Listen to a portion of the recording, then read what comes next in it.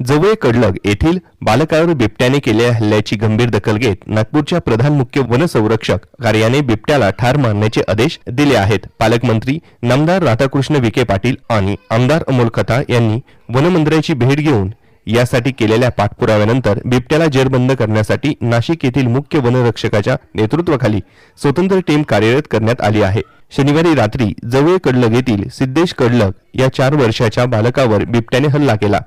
या दुर्दैवी घटनेत त्याला प्राण गमवावे लागल्याने ग्रामस्थांकडून संतप्त भावना व्यक्त झाल्या। बिबट्याला ठार मारण्याची परवानगी मिळाल्याशिवाय सिद्धेशचा मृतदेह ताब्यात न घेण्याची भूमिका घेतली होती। घटना घडल्यानंतर पालकमंत्री नामदार राधाकृष्ण विखे पाटील तसेच आमदार अमोल खताळ यांनी तातडीने वन विभागाच्या स्थानिक अधिकाऱ्यांना सूचना देऊन कडलग कुटुंबियांना सर्व सहकार्य करण्याचे तसेच या भागातील बिबट्यांना जेरबंद करण्यासाठी अधिक यंत्रणा सक्रिय करण्याची सूचना दिल्या। अधिवेशनाच्या निमित्ताने नागपूर येथील असलेल्या मंत्री राधाकृष्ण विखे पाटील आणि आमदार अमोल खताळ यांनी वनमंत्री गणेश नाईक यांची भेट घेऊन जवळ कडलग येथील घटनेने बरोबरच अहिल्यानगर जिल्ह्यातील बिबट्यांना दहशतीचे वातावरण निदर्शनात आणून दिले।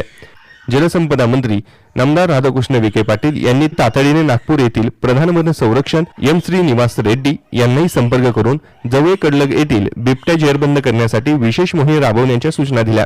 तसेच सर्व उपाय करताना बिबट्याला ठार मारण्याच्या दृष्टीने स्थानिक वन अधिकाऱ्यांना परवानगी देण्याचे आदेश देण्यात आले। मुख्य प्रधान वन संरक्षक एम श्रीनिवास रेड्डी यांनी नाशिकच्या वन संरक्षकांना आदेश काढून जवळ कडलग येथील मानवी जीवितास त्रासदायक ठरणाऱ्या बिबट्या जेरबंद करण्यासाठी भारत सरकारच्या सर्व नियमांना अधीन करून सर्व उपाय करण्याचे तसेच हे प्रयत्न विफल झाल्यास बिबट्यास ठार करण्यास मंजुरी देत असल्याचे लेखी आदेश काढले। विशेष म्हणजे नाशिकच्या मुख्य वनसंरक्षकाच्या अधिपत्याखाली तज्ञांची विशेष टीम पाचारण करण्याचे आदेशही नागपूर येथील प्रधान मुख्य वनसंरक्षक कार्यालयाने दिले आहेत।